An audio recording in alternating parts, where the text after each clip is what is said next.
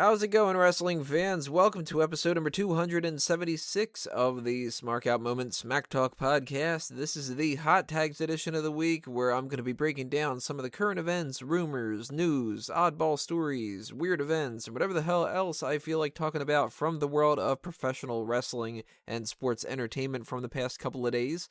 As always, I am your host, Tony Mango.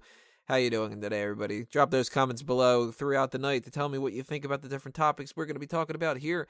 And we're going to start things off with something that I personally thought was a little bit weird.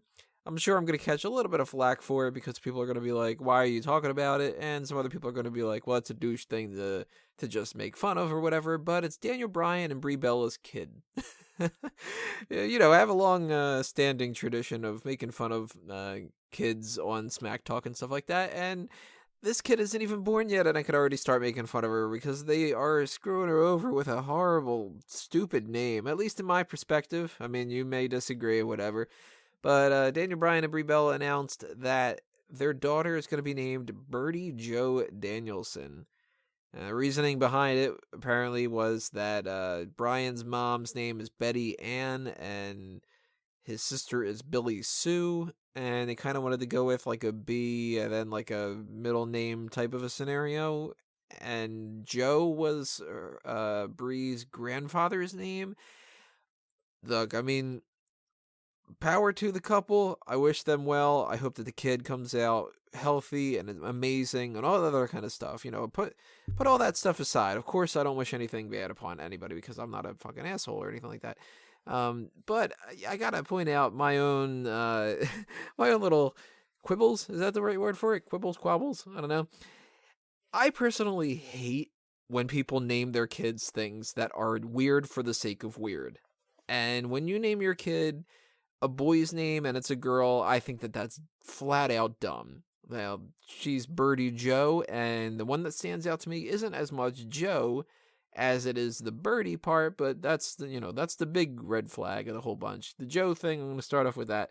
I don't like the idea of people doing that. Of course, it's not my kid, so who gives a shit what I have to say about it? I'm just some fucking jerk off talking on his YouTube channel. I really don't matter in their life, so they should not take me into account. But I'm just, spitting whatever I'm going to be saying out here. You guys come out here to listen to my bullshit, stupid opinions that are running around in my brain, so I'm going to rattle them around and send them your way. And that's one of them. I hate that stuff. I hate it when there's like a girl and her name is Charlie, or when there's a boy named Ashley or Shannon or Danielle. It's like, no, that's Daniel. Or if you're going to name a girl, name her a girl's name. Don't name her, the same for a boy too, but don't make up names. Don't do the whole shit where it's like, well, this one's going to be like, we wanted to name them something close to this name, but we didn't want to name them the same thing, so we changed the spelling of it, or we named them after some kind of an inanimate object, like chandelier, or we're going to name them Heaven backwards, that Nevea type of thing, or well, we're gonna name the kids Dakota and Montana because we like to be all fucking folksy and whatever. I hate everything like that. Every single type of naming contradiction other than just a normal name. Because to me, it all boils down to the parents wanting attention for themselves more than they actually want to get the kid in a good spot. You name your kid Birdie, and it's one thing to nickname a kid. If her name was Elizabeth, and it was like, well, she really started getting into birds when she was a kid, and we took that and we started calling her Birdie. Okay, I know people that have gotten weird nicknames over the years. I don't have any nicknames like that personally. So you would think I would, though, with a last name like Mango. But no, none of that stuff ever really caught on. People have tried, and it's like, no, it doesn't really fit. I'm just Tony. That's just whatever. And then you get those couple of other people that are like, oh, you're Anthony. And I'm like, no, I'm not that Italian. Like, I am Italian, but not that bad. But if you earn a nickname, it's different to me than if you're just being named something weird. And I don't know. It's just one of those things that bugs me. But I can't say that I'm too surprised because they kind of have shown that they're this sort of the hippie-esque kind of couple. So those people tend to do that kind of stuff. So it's going to be a great name for their family, I'm sure. They're going to love that. Hopefully the kid doesn't get beaten up and picked on when she was growing up, because that would suck. I hate to see that happen. I see it happen all the time with kids, male or female, young or old. That's why if I ever have a kid, you're never going to hear me announce on Smack Talk or anywhere else that I'm going to name, my son something dumb, my daughter something dumb. They're going to be like normal names, You can't do anything with your surname. If you really want to change that, you can, but most people are kind of stuck with it. Your first name, your parents can pick that and stuff. And when you put a name like Birdie out there, it's just, I don't know, it's dumb. I'm spending way too much time on this topic. It's just one of those things that bugs me. It's kind of getting into an all talk show type of topic here, but it's just not my thing. So let's get more into like the wrestling side of things, right? Why not? WWE has announced that they're going to do what they are calling WWE Presents UK Championship Live on Saturday, May 6th and Sunday, May 7th.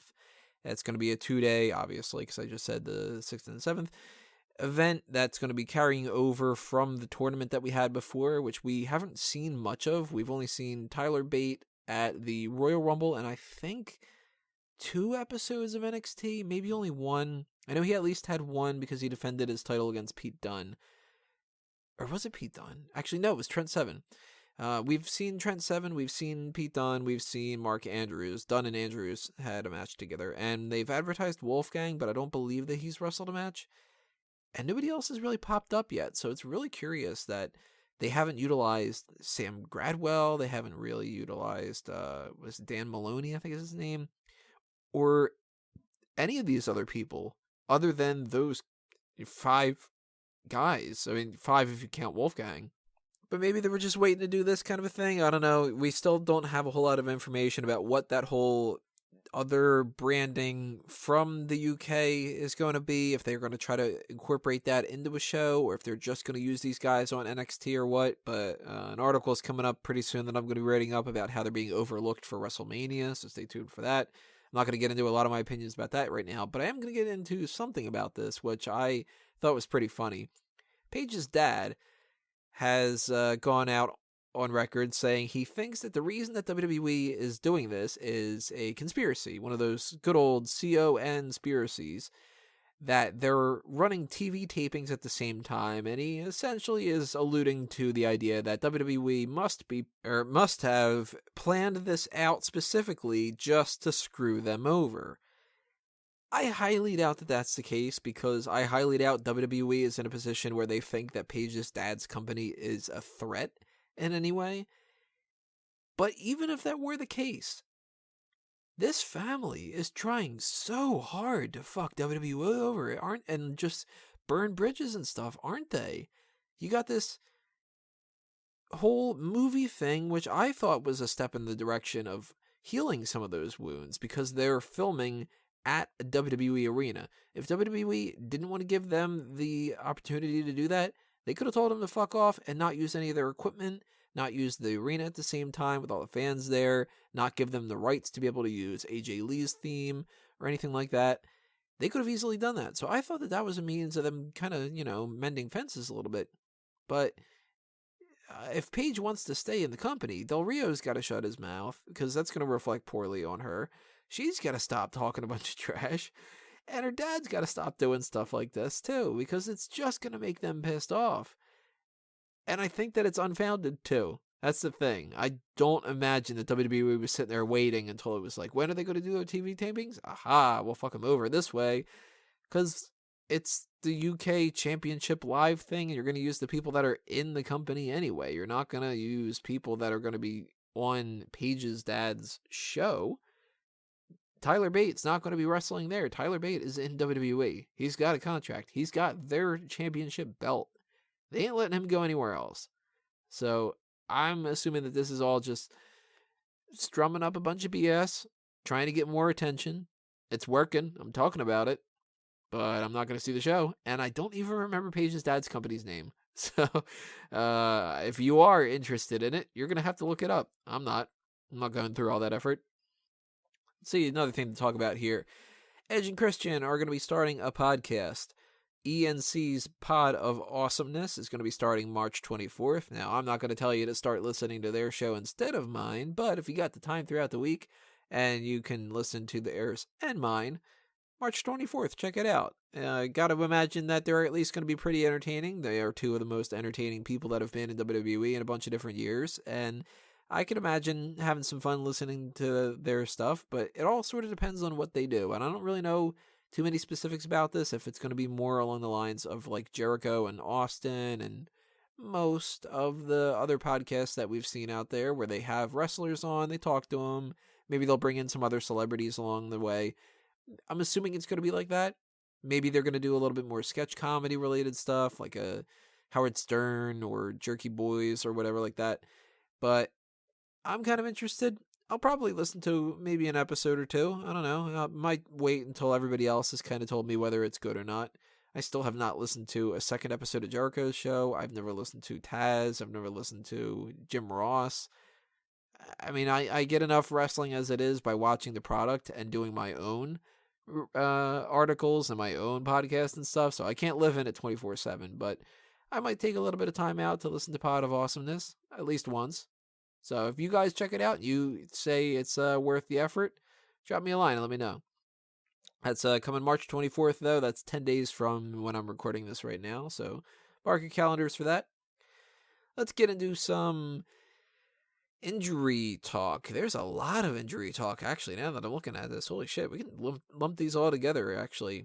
Some of them are good and some of them are bad. Cedric Alexander is going to be out 3 to 5 months, apparently. He has a knee injury, which is why we haven't seen him in a little bit, which that sucks. And I was curious why that was the case, too, because he did sort of drop off the face of the earth. And they started pushing Rich Swann, so I thought at first that it was maybe just sort of like, well, you know, they're going to use Swann a little bit into this whole Alicia Fox feud. Or I shouldn't say Alicia Fox, I should say Alicia Fox. But then they just stopped using Cedric at all, and I was like, oh, maybe he's in the doghouse or something? No, apparently it's a knee injury, so it sucks to hear that he's got the knee injury, but at least it's good to know that it's not a punishment in some way. Cedric Alexander is one of my favorite guys that they have in the Cruiserweight division right now, and I'm disappointed to hear that he's going to be gone for that long of a time. However, even though it sucks to be missing WrestleMania, I don't think he would have been part of WrestleMania to begin with. And this might be a really good thing for him in the long run. Because you got to imagine he's probably still going to be hanging out around WrestleMania. He's in the company now. They're going to pay for him to be on, like, Access, you know, signing autographs for fans and stuff. Which, if you've never gone to Access and you have the ability to go this year, if you have the money, go.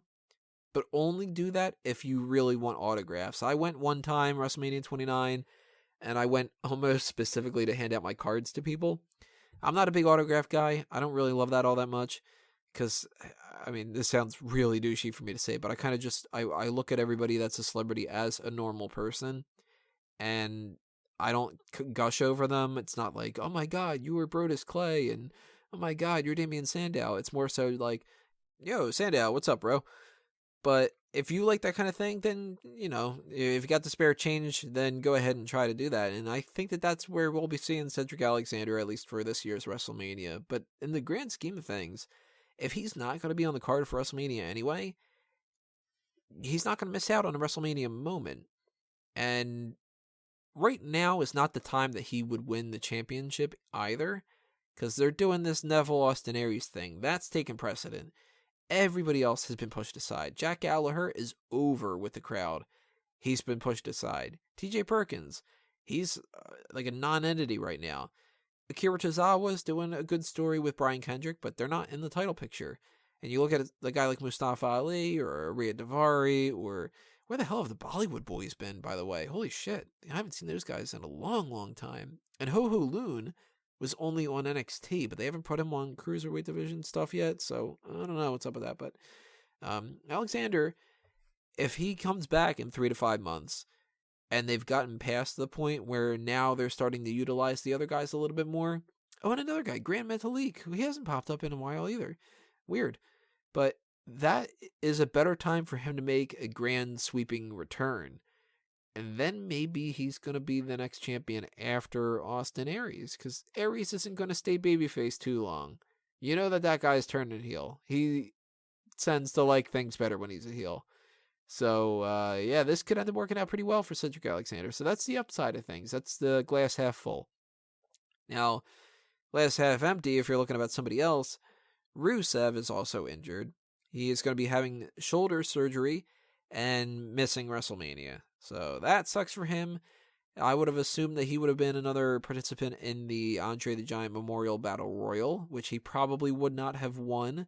So maybe this is another thing where he's had a couple WrestleMania moments by now, so it's not like this was his one shot only, and that's kind of, crapping out on him now.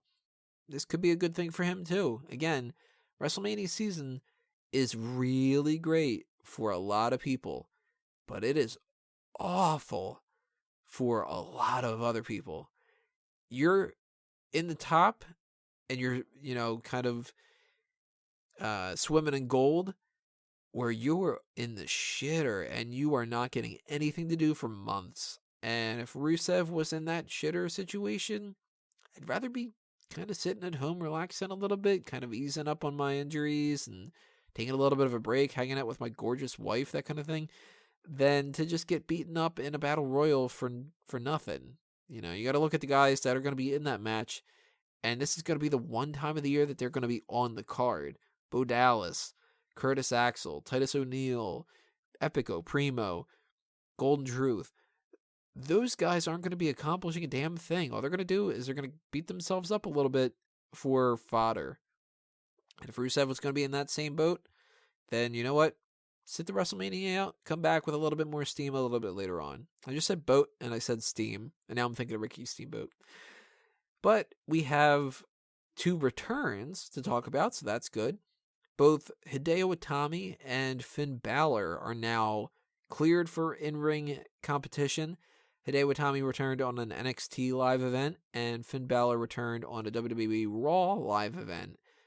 Balor was in a 6-man tag team match, so that's something to keep him a little bit safe. And Itami, I think he just kind of did like a run-in or something. I'm actually not 100% sure. I can't remember off the top of my head, and I'm tired, so I don't feel like looking up the information or editing the time frame of me going back and forth and all that other kind of stuff, unless I ramble long enough that I can do that in the meantime. And then that's why you're hearing me talk a little bit more and possibly a little bit of clicks in the background. But it says right here, because I'm good enough to pull it up and pass that information along to you guys anyway. That's doing my job, right? He was in Orlando is when they're doing that, and he attacked Riddick Moss, which makes sense because Riddick Moss was the dude that he was wrestling when he got injured. So, okay, yeah, that sounds like it makes sense, but it's not like a full match, and it's not a situation where maybe he's going to be factored into WrestleMania plans or whatever like that for NXT TakeOver Orlando, but they haven't announced a couple other matches yet. We're going to know more about it this Wednesday, I'm pretty sure, because they're unfolding a couple different things here and there. But Finn Balor is a different story. I think Finn Balor is fighting Samoa Joe right now. I think that Sami Zayn is getting pushed aside a little bit, and we're going to see some kind of attack next week. This week on Raw, just happened about an hour ago from when I'm recording this. We saw Seth Rollins come out to try to help Mick Foley, and they had a little scuffle between Rollins and Triple H, and I was sort of expecting Samoa Joe to come out and even the odds a little bit before Finn Balor would come out and, again, even the odds in that favor. I think we might get that next week, maybe the week after that, and then we're either going to see Samoa Joe not in a match at WrestleMania, or we're either going to get him in one with Sami Zayn or with Finn Balor. If Finn Balor is wrestling, he's going to be wrestling Samoa Joe. I can't imagine it being anything else at this point. And if Sami Zayn's wrestling, it's either Joe or he's in the Battle Royal. And right now I'm thinking he's in the Battle Royal. Joe himself might be in the Battle Royal, actually, because they still don't seem to be wanting to announce Braun Strowman for it. But this plays into another little thing. It's not really a hot tag because it's been speculated about for a couple weeks now, but now we seem to have confirmation about it. Looks like we're not getting that Big Show versus Shaq match. Big Show is now the third confirmed participant in the Andre the Giant Memorial Battle Royal, with Mojo Rawley and Apollo Crews. Dolph Ziggler sort of threw his name into the mix, but they don't have him listed on WWE.com, even though it's a guarantee he's going to be in that now. And it looks like they could be doing something where instead of Big Show versus Shaq, maybe Big Show is going to get that feud with Braun Strowman that he was talking about, because he said that he wanted to do that in a recent interview. He said, I want to work with him, we get something together going. He's like kind of like the next guy that I could pass the torch to, that sort of a thing. So maybe that's the direction that they're going instead. But I can see this boiling down to Strowman in the Battle Royal with Big Show, no Shaq match, Finn Balor either fighting Samoa Joe in a match or just helping out with the Seth Rollins brawl, if that's not a match or whatever like that. But either way, Finn Balor is ready to return to the ring, so that is cool. Either he shows up at WrestleMania or the night after WrestleMania or whatever the case may be. And Hideo Itami looks ready to go too, so maybe he's going to show up at WrestleMania in the Battle Royal for the second time. Maybe he's going to show up at TakeOver. Maybe he's just going to show up on the recordings afterward. I don't know, pretty interesting. We have somebody leaving the wrestling business over the course of the next couple of months. His name is Adam Rose, or Kruger as he's gone by now, because he used to do the Leo Kruger thing, and oh God, what was his name that he was doing? Like Alton something or whatever. Aldo Rose. Maybe that's it. Aldo? Yeah, I think it's Aldo. He has said that this is going to be his last year in wrestling. And you know what? He's got his kid to take care of. I can't imagine anybody really, really being like, oh man, Adam Rose is going to leave. Fuck, we missing out on all his indie shows. He was never really a big star. So if he's got a better thing lined up for him, all the power to you, dude. You tried. You had some good stuff going on for a little bit there. It didn't really work out. And, it's something that I don't think people are really going to be making a big splash about. But it's something that should be brought up on a wrestling news topic sort of podcast, right? We have Bully Ray, or actually we were 1 day away, according to Bubba Ray, from getting Bully Ray in August. He says that they were going to be doing that in WWE, and then they backed out. They didn't really say exactly what they were going to be doing, why they backed out, what the storyline was going to be. But I do think it's pretty interesting that they were at least talking about it. And if he's specifying what is the truth of them being 1 day away from it, where would this have fit in on the timeline? Because they did this whole thing with them turning heel. But Bully Ray on his own? Bully Ray with Devon? I don't know. I liked the Bully Ray character. That was one of the only things left in TNA that I thought was pretty interesting. And if they would have brought that into WWE, I think it could have been kind of cool. So I'm disappointed that that's not the case. And I'm really disappointed that he signed a deal with Ring of Honor, because I want the Dudley Boys back. I want everybody back in WWE that was good. Even the Hardy Boys at this point. It's like, I'd be fine with them never coming back, but I kind of want them back. Even if they just hang out for a little bit here and there. And you take a guy like Kurt Angle, I wanted him back. I want fucking Derek Bateman back. I'm kind of okay with the idea of Drew McIntyre coming back. We're going to tie this into the mailbag a little bit later on. Peter asked a similar question. But yeah, man, the Bully Ray thing would have been pretty cool. And I'm disappointed to hear that we didn't get it, especially since it was so close. And I really want to know what made them go, nope, nah, never mind, change your minds. And who he would have been feuding with, who he would have been, obviously he would have been a heel because he's Bully Ray. They couldn't have used the Bully Ray name, I'm pretty sure. But having, a bully version of Bubba Ray, mid-carder, I'm assuming, probably around the United States title range. Who would he have been up with against that time, man? I don't know. So I want to know what you guys have to say about that. We have one more topic to talk about here, and that is the latest edition of Bring It to the Table, episode number 2. Just aired. I waited to record this hot tags a little bit to watch that ahead of time. Pretty interesting episode. I like Bring It to the Table. It's something a little bit different, although it's a little bit more along the lines of some of the other things that we've seen on the network. So it's kind of a hybrid between the two. And it blends not blends. It blurs the line a little bit between kayfabe and shoot. So the only things that I wrote down that I thought were particularly interesting, because I don't want to spoil everything. I mean, it's a pretty short thing. You can watch the whole thing yourself. But I was a big fan of Corey Graves saying, while Shane McMahon has his good stuff going on and AJ Styles is great, the idea of a Shane McMahon versus AJ Styles prospect match does nothing for me. That was I'm glad he said that, because I don't like that match. I mean, yeah, Shane McMahon is a huge name, but he's not a huge wrestler. He's somebody who you shouldn't put up with AJ Styles in my mind. And we're going to talk about this with our WrestleMania predictions and our WrestleMania review and all that stuff, so I'm not going to harp on it all that much, but I am disappointed with it. So I'm glad that Corey Graves echoes at least some of the same sentiments. And it wasn't just, yeah, it's going to be great. Yeah, Shane McMahon, he's done some good stuff, and AJ Styles has done great stuff, like what JBL said. JBL kind of does the less of the shoot thing on there. And I like it when he gets a little bit more into the, not having to play the character side of things. He had a little sneak peek of a sit-down interview with Kurt Angle. Corey Graves, had that interview. Pretty genuine, a little bare bones, but that's because it's a sneak peek, and the future bigger release is going to be coming out. I don't think that they've said when. I think he said something like in the next coming weeks. So stay tuned for that. It might be pretty interesting. But the line of the whole show was, if you were on life support, I'd pull the plug to charge my iPhone. That was a really good line from JBL. That was funny. So I would recommend checking it out. And I usually like to, if I check out these things from the network, tell you guys whether or not I thought it was worth the watch or not, whether it's Story Time or Screwed or Swerved. I always call it Screwed. Why the hell do I call it Screwed all the time? Oh, man, that's annoying.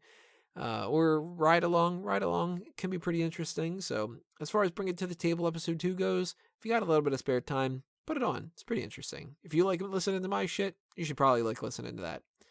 So that's it for the hot tags for this week, everybody. I am going to be seeing you next with the IWC Outreach. Then probably our St. Patrick's Day Showdown, which I haven't figured out the format for yet. It's either going to be Finn Balor versus Sheamus in a kind of hybrid debate style Superstar Scores type of versus thing, or it's going to be a retain, repackage, release with those two and Becky Lynch, or a Call the Spot with those two, Becky Lynch, Jordan Devlin, and most likely Fit Finlay. So if you have any preferences of which one of those three that you would rather see, leave that in the comments below as well. And of course, later on this week, we also have the mailbag, which will probably be recorded on Friday. But this week is going to be shit for me. I'm going to be so tired, and I don't know what my schedule is going to be. We got Iron Fist coming out. I got to binge that for 13 hours straight. I got Power Ranger stuff I got to deal with. Just started a contest for that. If you are into Power Rangers, by the way, and you want to win a free t-shirt, sign up for that on fanboysanonymous.com. And we got all the other kind of normal stuff. We got our 5 weekly articles, the Triple Threat Power Rankings, etc., etc. We have updates for the pay-per-view predictions. We've got articles that I'm going to be writing. So plenty of stuff to cram inside your ear holes and cram inside your brain. And that's a horrible image that I just had in my head right now. But that's going to do me in for this edition of the Hot Tags. So I want to thank you all for listening. Hit that subscribe button if you haven't already, and that little bell icon to get notifications of when those episodes go up on the channel. If you are listening on iTunes or Stitcher, leave a positive review on those platforms if you can, because that will help out, a little bit here and there. Also, share this, like the posts, like the video on YouTube, and follow us on Facebook and Twitter at SmarkOutMoment, and check the website as well. All that other kind of jazz. So, that's been another Smark Out moment, and I am being counted out.